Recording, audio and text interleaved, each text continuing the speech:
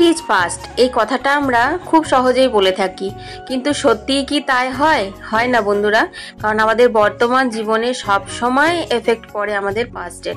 তো আজকে টাইটেল আর থাম্বনেল দেখে আশা করি তোমরা বুঝতে পেরে গেছো যে আজকে কিসের ভিত্তিতে ভিডিওটা বানিয়েছি। তো দয়া করে আমাকে ভুল বুঝবে না, সম্পূর্ণ ভিডিওটা দেখার তোমাদের কাছে অনুরোধ করছি। কারণ 2 বছর ইউটিউবের চ্যানেল, তোমরা আমার পুরো চ্যানেলটা সার্চ করে দেখতে পারো। আজ পর্যন্ত কোনো সেলিব্রিটি, কোনো ভাইরাল মানে ইউটিউবারকে নিয়ে আমি ভিডিও বানাইনি, টাইটেল থাম্বনেল তাদেরকে নিয়ে দিইনি। কিন্তু অতি অসহ্য লাগলো কিছু কিছু কন্ট্রোভার্সি দিদিদের ভিডিও দেখে, তাই আমি আজকে ভিডিওটা বানাতে বাধ্য হলাম। তো বন্ধুরা, শুভ সকাল, সবাইকে জানাই শুভ সকাল। Welcome to our YouTube channel Arpita daily blog. আমি অর্পিতা, তোমাদের অর্পিতা, আবার একটা নতুন ভিডিও নিয়ে হাজির হয়ে গেছি। সকাল মানে হচ্ছে নতুন দিনের শুরু, নতুন একটা জীবন, নতুন কিছু করে দেখানোর সময়। তো বন্ধুরা চলো আজকের ভিডিওটা শুরু করা যাক।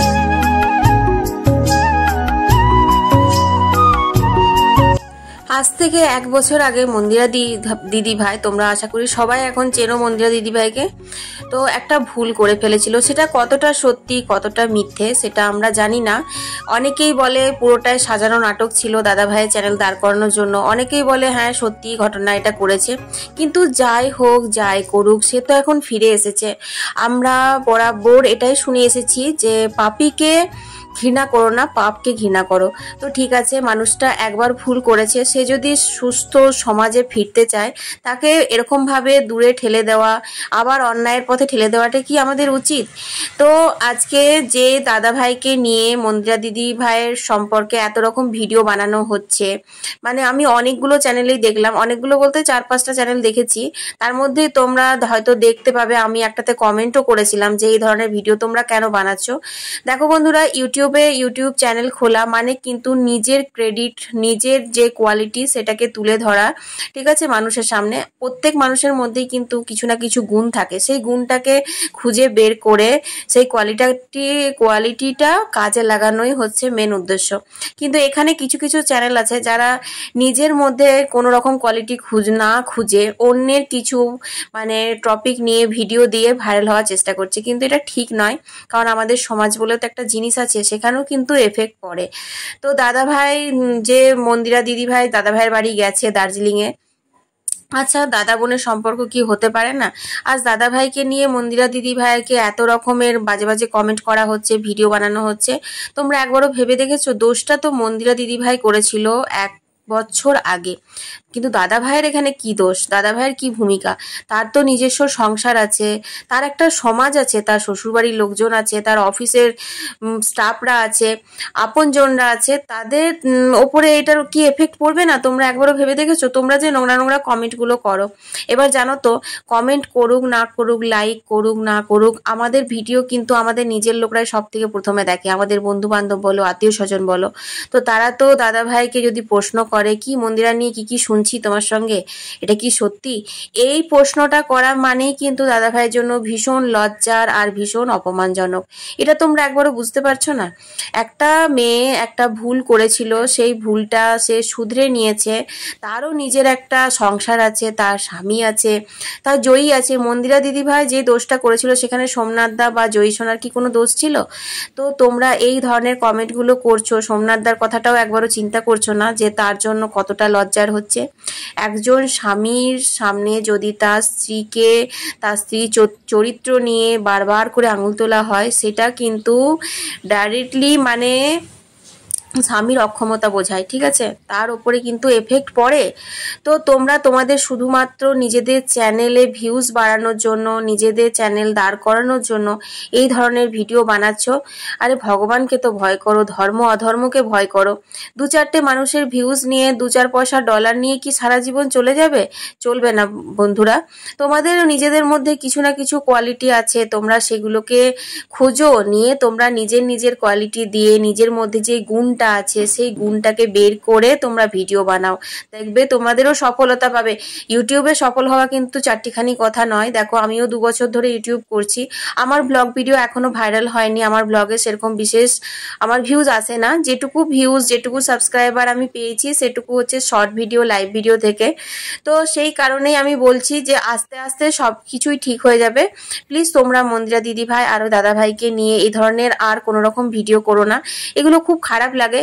কারণ আমরা দেখি, আমি মন্দিরা দিদি ভাইয়ের ভিডিও কিন্তু দেখি, বরাবর দেখি। যখন মন্দিরা দিদি ভাইয়ের খুব কম সাবস্ক্রাইবার, মানে 37-36টা সাবস্ক্রাইবার ছিল লকডাউনের সময়, তখন থেকে কিন্তু আমি ভিডিও দেখি দিদি ভাইয়েরও অনেক দোষগুণ আছে যেগুলো কিন্তু আমি দিদি ভাইয়ের চ্যানেলে কমেন্ট করে বলি। তোমরা হয়তো দিদি ভাইয়ের চ্যানেলে কমেন্ট পড়লে খুঁজে পেতেও পারো। যেমন ধরো বিছানাতে ভাত খাওয়ানোটা নিয়ে আমি দিদি ভাইকে বলেছিলাম কমেন্টে, দিদি ভাই বিছানাতে ভাত খাইও না, কারণ যেহেতু মন্দিরা দিদি ভাইরা চ্যাটার্জি ব্রাহ্মণ, আমরাও কিন্তু চ্যাটার্জি ব্রাহ্মণ, ঠিক আছে? তো ব্রাহ্মণ বাড়িতে বিছানায় বসে ভাত খাওয়া, এঁঠো ডিম খাওয়া, এগুলো আমার ভালো লাগেনি, সেজন্য আমি বলেছিলাম।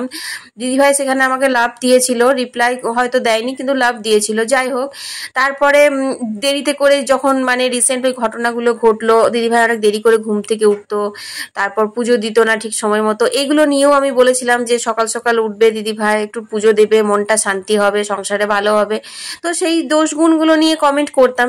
কিন্তু তোমরা যে জিনিসটা নিয়ে এখন কমেন্টটা শুরু করেছো দাদা ভাইকে নিয়ে, মন্দিরা দিদি ভাইয়ের কি আকাশ পাপড়ি চ্যানেলের বাড়ি যাচ্ছে যখন, তখন আকাশ দাদা ভাইকে নিয়ে মন্দিরা দিদি ভাইকে সঙ্গে জুড়ে দিচ্ছ, সেটা পিসি ভাইপোর সাথেও তোমরা বাজে বাজে জুড়ে দিচ্ছ। কিন্তু কেন বলো তো? এরকমটা করো না, কারণ জয়ী তো বড় হচ্ছে, আর যেহেতু মন্দিরা দিদি ভাই ইউটিউব করে, জয়ী একটু আধটু হলেও ইউটিউবে কিন্তু অ্যাক্টিভ থাকবে, ও তো এগুলো দেখবে। তাছাড়া সব থেকে বড় কথা, মন্দিরা দিদি ভাইয়ের কথাটা বাদ দিয়ে দিলাম, তোমরা মন্দিরা দিদি ভাইয়ের সাথে আরো যাদেরকে জড়াচ্ছ তাদের কি ভূমিকা, তাদের কি দোষ বলো? তাদের এটাই দোষ যে তারা মন্দিরা দিদি ভাইয়ের সঙ্গে সম্পর্কটা রেখেছে। এরকম ভাবে চট করে সম্পর্ক ভেঙে দেওয়া যায় না। যদি কারোর সাথে কারোর ভালো সম্পর্ক থাকে, সেটা শুধুই ভেঙে দেওয়া যায় না যতক্ষণ না সেখানে কিছু একটা কারণ থাকে, ঠিক আছে? দাদা ভাই মন্দিরা, তোমাদের কমেন্ট শুনে দাদা ভাই কিন্তু মন্দিরা দিদি ভাইয়ের সাথে সম্পর্কটা নষ্ট করে দিতে পারবে না, কারণ সম্পর্ক এরকমই, জানো তো, যতক্ষণ না নিজেদের মধ্যে কিছু একটা ভাঙন ধরে, লোকের কথায় সম্পর্ক নষ্ট হয়ে যায় না। তো সত্যি বন্ধুরা, মানে এত অসহ্য লাগছে মন্দিরা দিদি ভাই আর দাদা ভাইকে নিয়ে এখন এই ভিডিওগুলো দেখতে। তো আমি তো একটা দিদি ভাইকে তোমাদের আগেই বললাম, কমেন্ট করেছিলাম যে এই ধরনের ভিডিও কেন বানাচ্ছ। উনি আবার আমাকে রিপ্লাই করেছেন কি না, দাদা ভাইকে সাবধান করেছিলাম। আরে তুমি সাবধান করার কে? দাদা বোনের সম্পর্ক, বোন দাদার সাথে কিরকম ভাবে মিশছে সেটা সব থেকে ভালো দাদাই বুঝতে পারবে, আর দাদার বৌদি বুঝতে পারবে, দাদার বউ বুঝতে পারবে। তুমি দাদা ভাইকে সাবধান করার কে? তো এই ধরনের আর কি, আমার আর কিছু বলার নেই, মানে নিজেরা তো মানে ভিডিও চালিয়ে যাবে আর কি। এই যে রিপ্লাইটা আমি পেয়েছি, আমি চ্যানেলটার নাম করলাম না, কারণ আমি চাই না যে আবার এই ধরনের কিছু নিয়ে জল ঘোলা হোক, সে কারণে। তো সেই দিদি ভাইয়ের মানে রিপ্লাইটা দেখে আমি বুঝে গেছি, মানে সে বন্ধ করবে না, সেই ধরনের করতেই থাকবে। তো কি আর করা যায়, যতটুকু মানে আমার খারাপ লেগেছিল, মন্দিরা দিদির সাথে কিন্তু আমার কোনো রকম পার্সোনাল সম্পর্ক নেই, তোমরা এটা ভেবো না।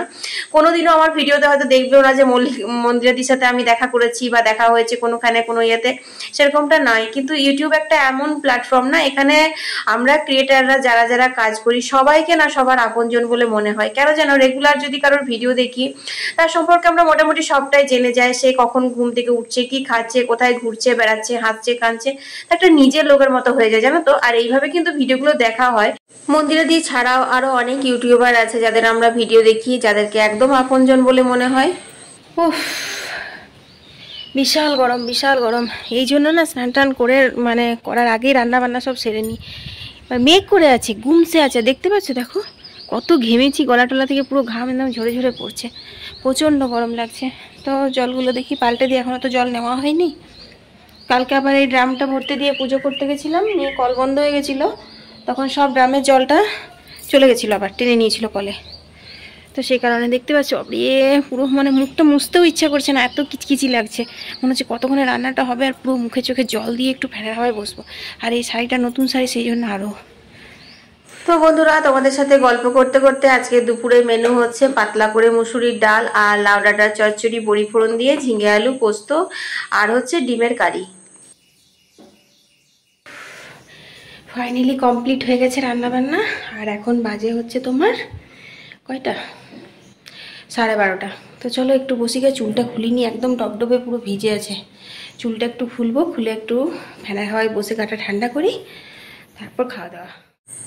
তো বন্ধুরা, খাওয়া দাওয়ার পর এখন বিকেল হয়ে গেছে আর জামা কাপড়গুলো শুকিয়েও গেছে, কারণ রোদ দিয়ে পড়ে না, আর আমার এই জামা কাপড়গুলো তুলবার মতন ক্ষমতায় ছিল না তখন। তো যাই হোক, এখন সন্ধে সন্ধে হয়ে এসছে, তো এখন তুলে নিচ্ছি জামা কাপড়গুলো।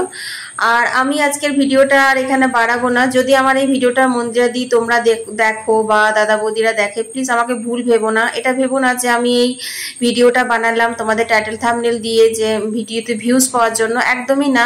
আসলে কি বলতো, এই কথাগুলো আমার মনের কথা, আর এত কথা তো আর কমেন্টে লেখা যায় না, সেই জন্য ভাবলাম একটা ভিডিও বানাই, এছাড়া আর কিছু না।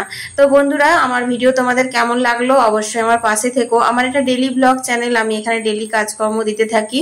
তো তোমরা যদি প্রত্যেকদিন আমার ভিডিও দেখো তাহলে পরে তোমরা বুঝতেই পারবে আমি কখনোই কারো নিয়েই কোনো রকম মানে আলোচনা করি না। এটা আমার কন্ট্রোভার্সি চ্যানেল নয়, এটা আমার হচ্ছে তোমার ডেইলি ব্লগ চ্যানেল। আর যারা এইসব করো মানে ট্রোল করো কন্ট্রোভার্সি চ্যানেল যাদের, তাদেরকে বলবো আমাদের কিন্তু অনেক অনেক অনেক এরকম তোমার চ্যানেল আছে যারা খুব উদ্ভুট মানে কি বলবো, একটা জঘন্য টাইপের ভিডিও বানায়। তোমরা সেই চ্যানেলগুলোতে খোঁজো আর সেই চ্যানেলগুলো নিয়ে তোমরা ভিডিও বানাও, দেখো তোমাদের ভিউজও বাড়বে আর ওখানে মানে উচিত লাগবে।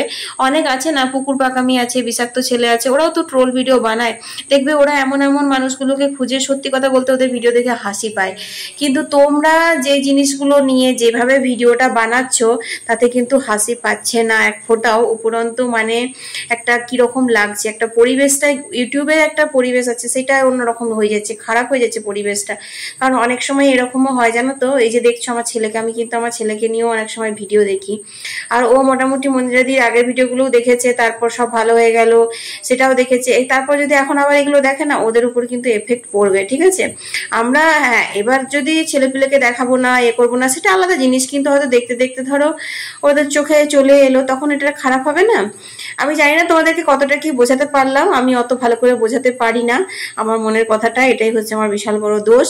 যাই হোক, সবাই খুব ভালো থেকো, সুস্থ থেকো। কাল আবার একটা নতুন ভিডিও নিয়ে হাজির হয়ে যাবো। আমি অর্পিতা, তোমাদের অর্পিতা, টাটা।